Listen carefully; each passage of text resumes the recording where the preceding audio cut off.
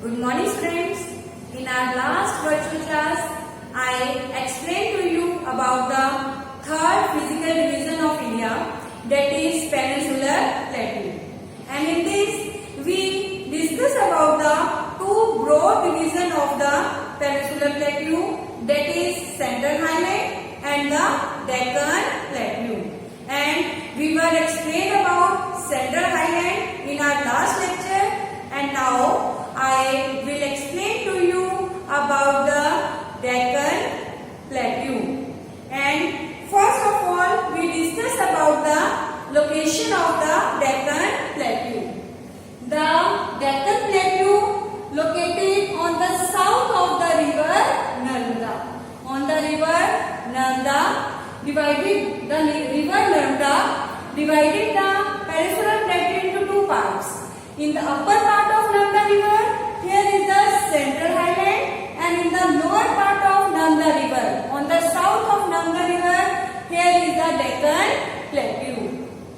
And the shape of Deccan Plateau is in triangular. Deccan Plateau is a triangular landmass. This is the shape of Deccan Plateau. It is a triangular landmass and it is situated on the south of river Narmada.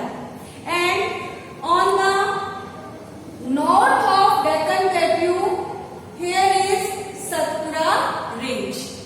Satpura Range form the broad base on the north of Deccan Plateau. The Mahadev, Camboor Hills and the Mekar Range form the eastern extension of Deccan Plateau. On the eastern side of Deccan Plateau, here are Mahadev, Camboor and the Mekar Range. These are the three ranges on the eastern side of the Deccan Plateau. Mahadev Range, Camboor Hills and the Mekar Range. On the north, here is the Satpura Range. And there is another extension of Deccan Plateau in the northeastern part of India. And this part is known as the Meghalaya, Karbi and Long Plateau.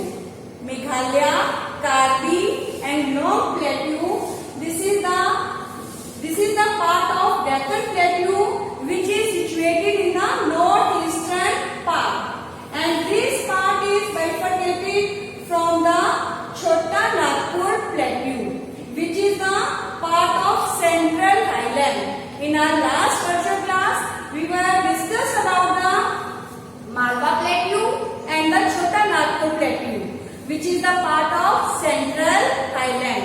And this Chota Nagpur Plateau bifurcate the part of Deccan Plateau, which is in the northeastern part, which is known as the Meghalaya, Karbi and Long Plateau. And the three prominent hills in this area is Garo, Khasi and Jaintia Hills. Garo, Khasi and Jaintia Hills, these are the three prominent ranges of Deccan Plateau in the northeastern part. Now we will discuss about the western and eastern edge of the Deccan Plateau. The western edge of the Deccan Plateau is known as Western Ghat, and the eastern edge of Deccan Plateau is known as the Eastern Ghat. These are the two ghats in the Deccan Plateau. The western edge is known as the Western Ghat and the eastern edge is known as the Eastern Ghat. Now friends, note down the question. Differentiate between Western Ghat and Eastern Ghat. First, the elevation of Western Ghat is higher and the elevation of Eastern Ghat is lower comparatively Western Ghat. It means the slope of the Deccan Plateau is toward the east. Look like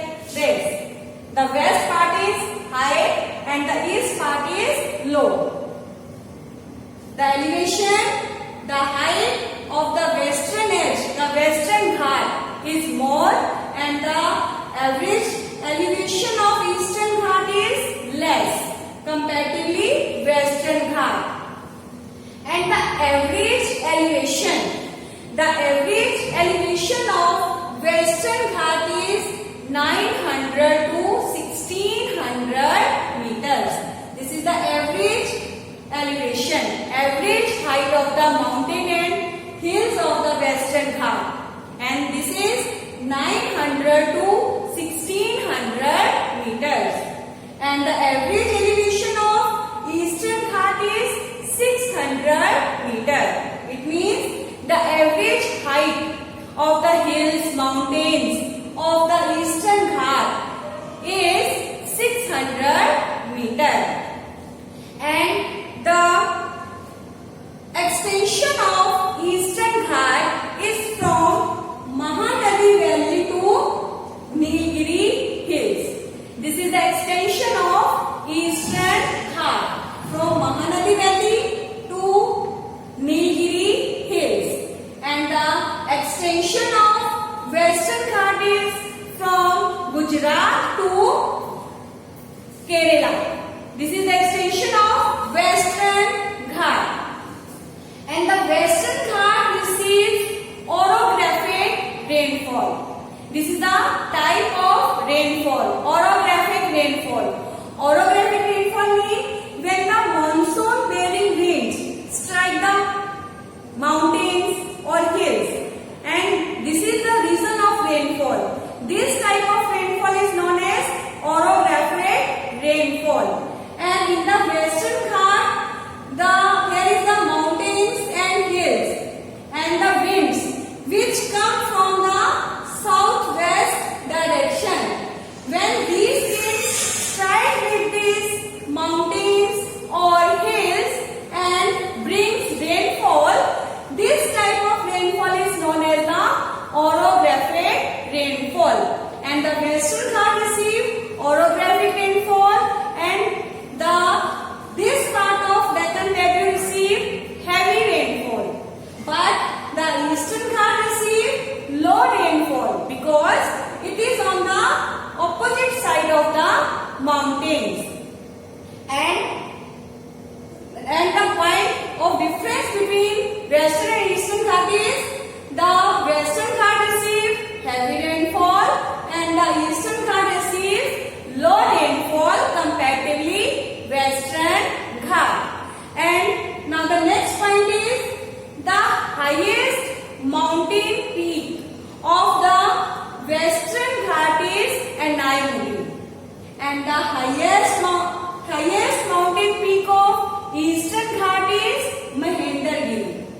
Mahendragiri is the highest mountain peak of Eastern Ghat, and the Anaimudi is the highest mountain peak of Western Ghat.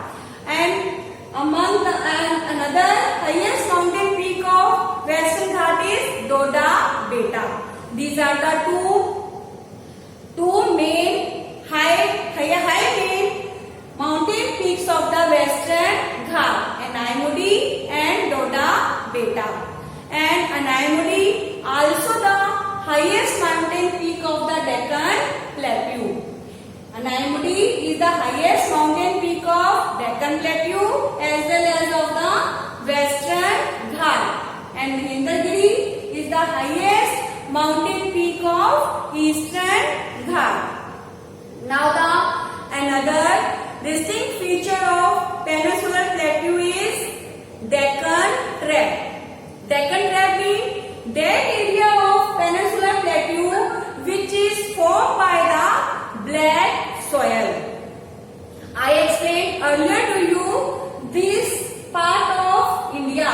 The Peninsular Plateau is the oldest landmass of India, which is formed by the drifting of Gondwana land. So here most of the rocks are igneous rocks, and by the erosion of igneous rocks, the black soil area is formed. And this black soil area is known as the Deccan Trap. This is another feature of Peninsular Plateau.